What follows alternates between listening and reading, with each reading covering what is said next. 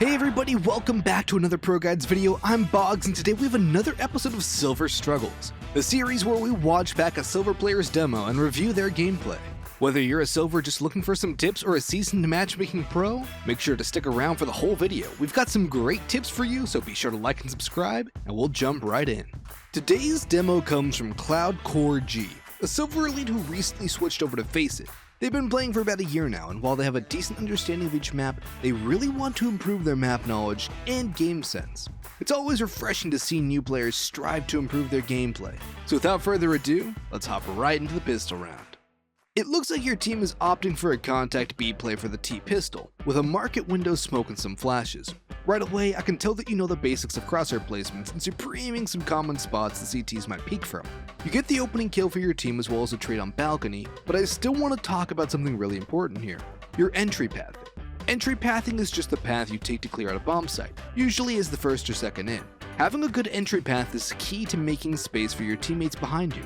If you stop right at the entrance of a site to take a fight while first out, or even slow down to throw utility for some reason, everyone behind you will stop as well. Since your opponents are going to rotate as soon as they spot your execute, you need to get as far out as you can into the bomb site to allow your teammates behind you to also clear out the site. If you spot someone but don't immediately have a good shot on them, just call out where they are quickly while still moving forward. Doing this will distract any opponent that sees you, forcing them into an uncomfortable situation.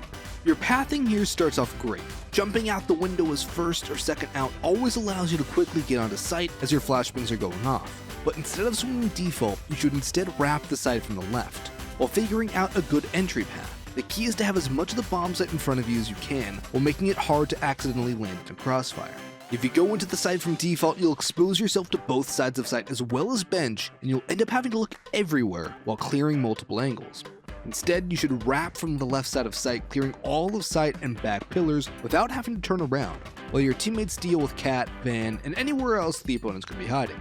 Even though you don't win pistol, you still get 2 great kills to open up the bomb site, so good work. Before we continue though, it is of course time for another question of the day. How do you play pistol rounds?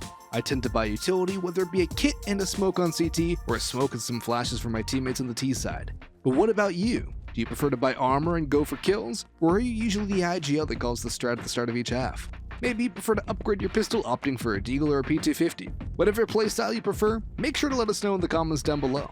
With that out of the way, let's jump right back into this demo with the first gun round. After losing pistol, the next most important round is going to be your first gun round. If you lose it, you'll have to save and risk being down 5 rounds at the start of the half, which isn't great for momentum. You opt for a scout and no utility this round, despite having enough cash to buy a full set of nades or an op with head armor. Considering how important this round is, I highly suggest investing a bit more into it to minimize your chances of losing the round. As for the mid-peak, knowing some good utility for that fight will increase your chances of winning it by a lot. You have a good spawn for the peak, but adding a window flash or just smoking window instead will give you more options than you end up with here. Speaking of utility, you end up not even buying utility again, even though you have more than enough to buy the following round.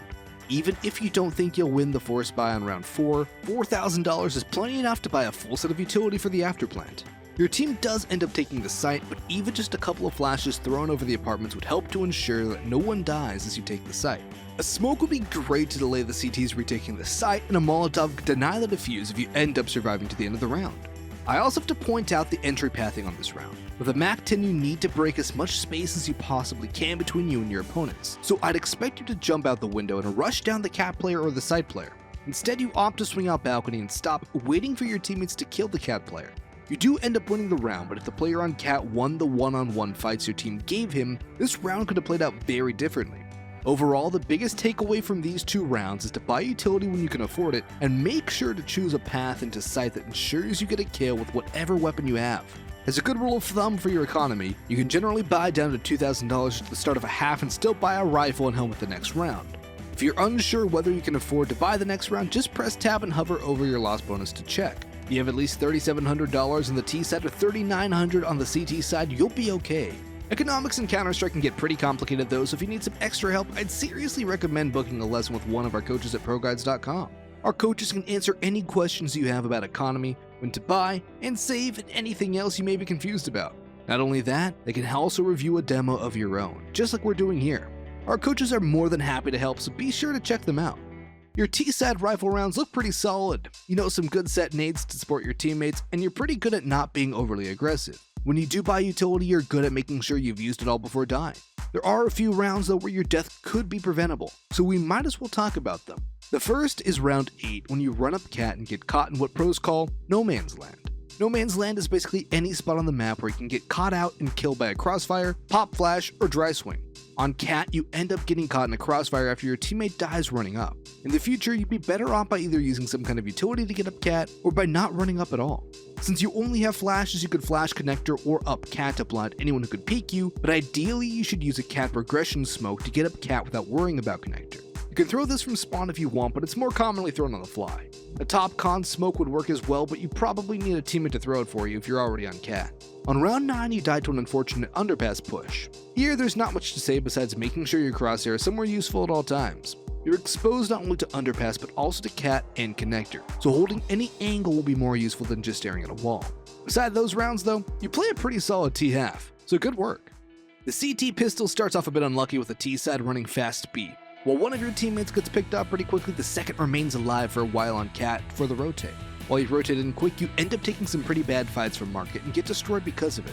If you have teammates still alive on site, it's generally better to jump into site and help them out from back empty pillar or market pillar, since you can take a lot more fights without worrying about utility.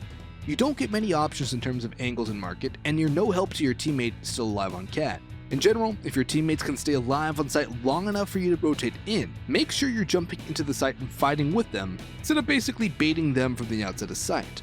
While you may not have been able to get into sight, your team still ends up winning the round with a big clutch by your teammate YSL, so well done. While your T-side utility was on point, there are some ways you can improve your CT utility. On the second round of CT side, you make the same buy as your first gun round on T side, opting for a scout, helmet, and no utility. Whenever you can afford it, buy it. Utility is huge in CS, and even if you don't immediately need it, a smoke or a flash later in the round could be critical in winning a clutch for your team. Round 18 is the first gun round of the half, and you end up wasting half of your nades in the first 20 seconds. Try to hold on to your utility at B unless you can hear the other team rushing.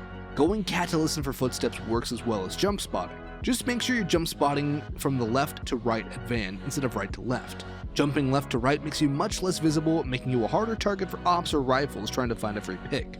You can jump spot with a nade, and if you see anyone, just toss that nade and fall back to sight for some free damage and info. You can drop your molly instead if you see multiple players, or just hold on to it for a retake later.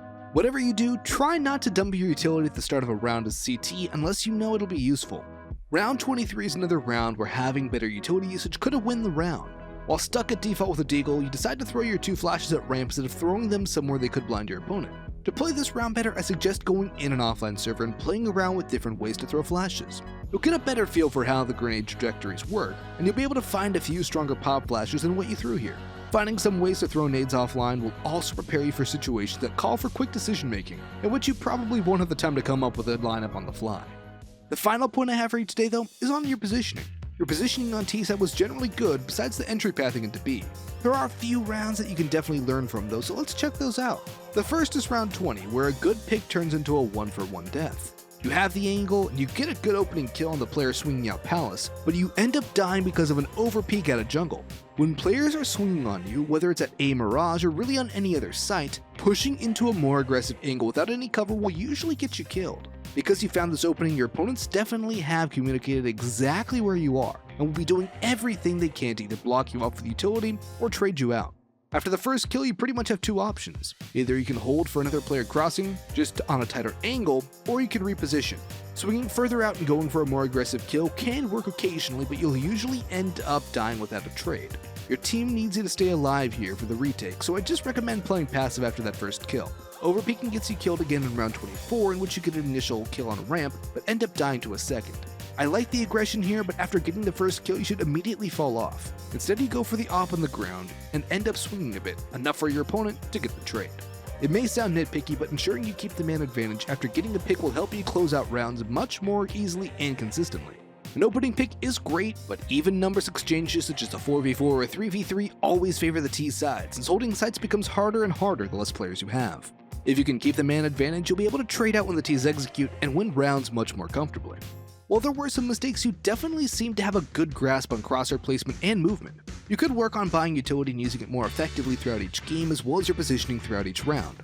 Try to follow entry paths that clear out each site quickly and effectively, with as many possible places for your opponents to be in front of you as possible. While holding down a site, try not to give up early picks, instead playing passive after getting a kill, or waiting for a teammate to come with you for a trade. When retaking, be sure to help out any teammates still alive on site by pushing in with them or throwing some supportive utility. Overall though, it was a great demo to watch, and hopefully you learned a lot. Well, ProGuides fam, that's all we have for you today. Leave a like down below if you learned something new today, and ring that notification bell for more of our videos right in your feed. Drop a comment on how you play pistol rounds, and we'll see you in the next video. Peace out.